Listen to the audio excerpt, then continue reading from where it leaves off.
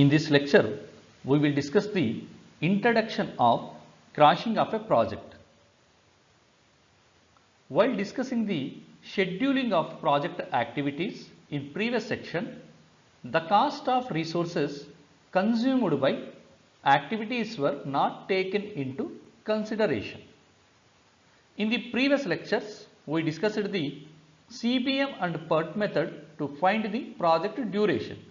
In these methods, we consider the time duration for all the activities and not consider the cost of the resources consumed by activities.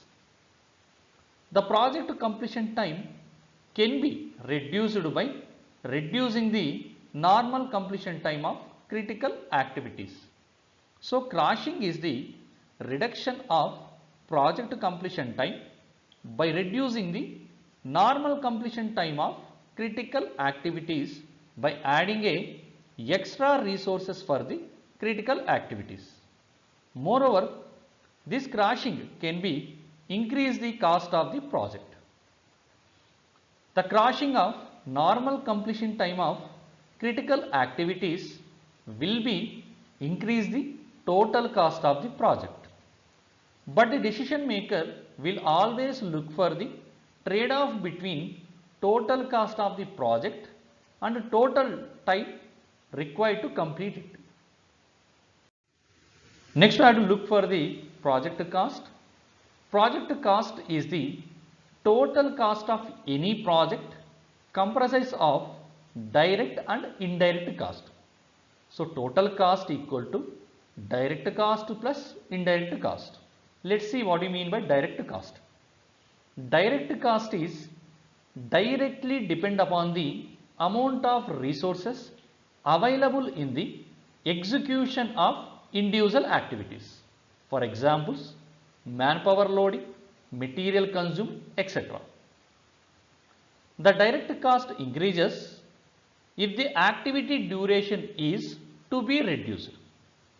So, this is only we discuss during the crashing, we are reducing the normal time of the activity by adding some extra resources. So, this is consumed the certain cost. So, the direct cost is increases if any activity duration is to be reduced. Next, we have to look for the indirect cost.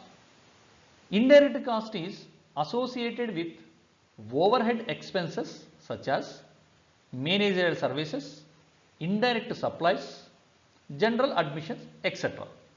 The direct cost is computed on per day, per week or per month basis. The indirect cost decreases if the activity duration is to be reduced. Next, we have to look for the different cost and different times. So, network diagram can be used to identify the activities whose duration should be shortened so that the completion time of the project can be shortened in the most economic manner. So, in the previous also, for the calculation of the path duration by the CPM and PET method, first we draw the network duration and identify the critical activities. The process of reducing the activity duration by putting on extra effort is called the crashing the activity. First, I have to look for the crashing time. This is always representing the T suffix C. Crashing time represents the minimum activity duration, time that is possible, and any attempts to further crash would only raise the activity cost without reducing the time. Next, we have to look for the crashing cost. The activity cost corresponded to the crash time is called as the crash cost, which is the minimum direct cost required to achieve the crash performance time. Next, I have to look for the normal cost. Normal cost is equal to the absolute minimum of the direct cost required to perform an activity. Normal cost is the cost is associated when the project is completed with the normal time. So next I have to look for the normal time. The correspondent time duration taken by an activity is known as the normal time.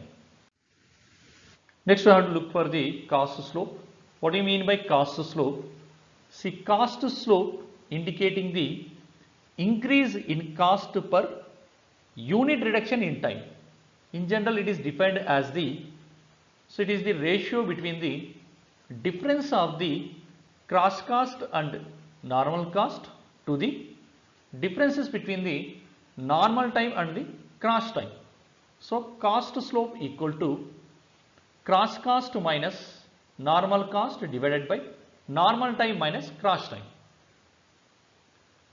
Cross cost is represents the rate of increase in the cost of performing the activity per unit reduction in time is called as the cost trade-off or time trade-off.